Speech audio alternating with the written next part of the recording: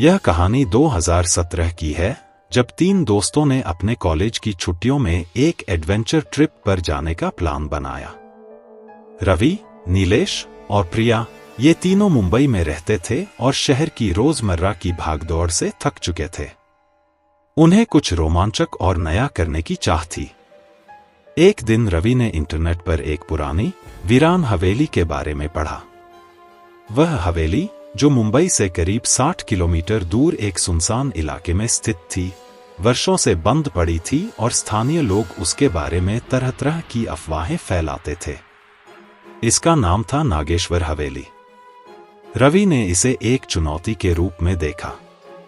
उसने सोचा कि यह अफवाहों का एक बढ़िया मौका है और अपने दोस्तों को भी इस रोमांचक अनुभव में शामिल किया।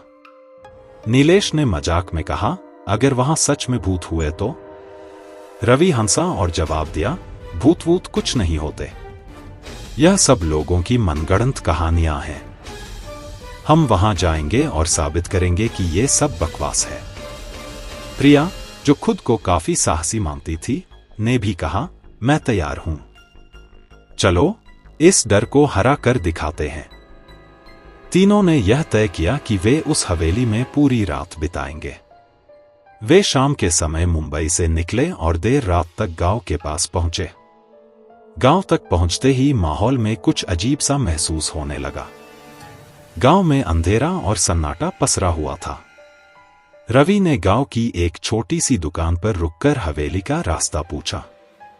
दुकानदार ने तीनों की ओर अजीब नजरों से देखा और धीरे से कहा, आप लोग नागेश्वर हवेली जाना चाहते हैं? वहां कोई नहीं जाता। वह जगह शापित है। कई लोग गए पर कोई वापस नहीं आया। यह सुनकर प्रिया थोड़ी घबरा गई, लेकिन रवि और नीलेश ने इसे हल्के में लिया। उन्होंने दुकानदार से पूछा, वहां कैसे पहुंचा जा सकता है? दुकानदार ने उन्हें हवेली का रास्ता बताया, लेकिन जाते जाते फिर चेतावनी दी, अगर आप लोग वहां जाने का इरादा पक्का कर चुके हैं तो सावधान रहिएगा। उस जगह के बारे में कहानियां सच हो सकती हैं। प्रिया ने दुकानदार की बात पर ध्यान दिया, लेकिन रवि और नीलेश ने इसे सिर्फ एक डरावनी कहानी के रूप में सुना। वे अपनी कार से आगे बढ़े और कुछ ही देर बाद उन्होंने अपनी कार को गांव से कुछ दूरी पर पार्क कर दिया। वहां से उन्हें पैदल ही हवेली तक पहुंचना था।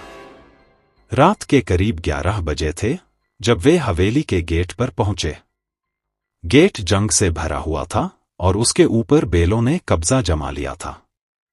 हवेली के चारों ओर बड़े बड़े पेड़ थे जो तेज हवा में सरसराहट कर रहे थे। तीनों ने गेट खोला और अंदर प्रवेश किया। जैसे ही वे अंदर गए, हवेली की घुटी हुई ठंडी हवा ने उनका स्वागत किया।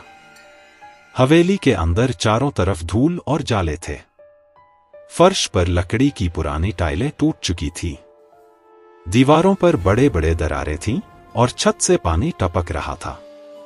रवि ने चारों ओर देखते हुए कहा, यह जगह सच में भयानक है, लेकिन यह सिर्फ पुरानी और खस्ताहाल इमारत है। कुछ भी डरावना नहीं है।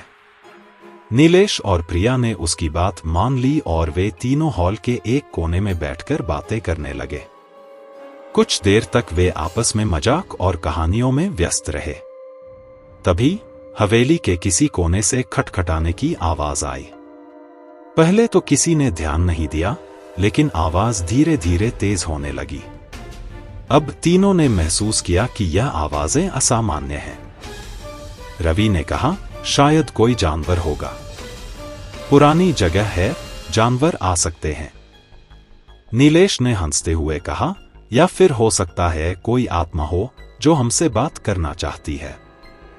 प्रिया ने अब और भी डर महसूस किया। उसने कहा, हमें यहां से अब निकल जाना चाहिए। मुझे यह जगह सही नहीं लग रही। रवि और नीलेश ने उसकी बात को फिर से मजाक में लिया, लेकिन तभी एक और जोरदार आवाज आई। ऐसा लगा जैसे किसी ने दरवाजा जोर से बंद किया हो। अब तीनों के चेहरों पर डर साफ नजर आने लगा था। रात गहराती जा रही थी और हवेली में अजीब अजीब घटनाएं घटने लगीं। कभी किसी दरवाजे का अचानक खुलना, कभी खिड़की का अपने आप बंद हो जाना। रवि और नीलेश ने भी अब महसूस किया कि यह कुछ साधारण नहीं था। तभी अचानक हवेली की सभी खिड़कियां और दरवाजे जोर से बंद हो गए। एक अजीब सी सन्नाटा चारों ओर फैल गया। तीनों ने बाहर भागने की कोशिश की, लेकिन दरवाजे पर जैसे किसी अदृश्य ताकत ने ताला लगा दिया हो। अब तीनों के दिल में खौफ बैठ चुका था। नीलेश ने घबराते हुए कहा, "यह क्या हो रहा है? हमें यहां से निकलना होगा।" लेकिन रवि ने कहा, "शांत हो जाओ, हम इसे संभाल लेंगे।" अब वे तीनों हवेली के सबसे बड़े हॉल में थे। वहां एक पुराना आईना रखा हुआ था। आईने में से अजीब सी धुंधली परछाइयां दिखाई देने लगीं। यह देखकर तीनों के होश उड़ गए। आईने में एक साया दिखा जो धीरे धीरे आकार लेने लगा। अचानक वह साया हवेली में हकीकत बनकर उनके सामने खड़ा था। वह एक बूढ़ी औरत का साया था, जिसकी आंखें लाल थीं और वह गुस्से में भरी हुई थी। रवि ने डरते हुए कहा, "यह सच में हो क्या रहा है? हमें यहां से जाना होगा।" प्रिया ने चीखते हुए कहा, "भागो!" लेकिन उनके पैरों ने जैसे जमीन छोड़ दी थी। अदृश्य ताकत ने नीलेश को हवा में उठा लिया और वह जोर से जमीन पर गिरा।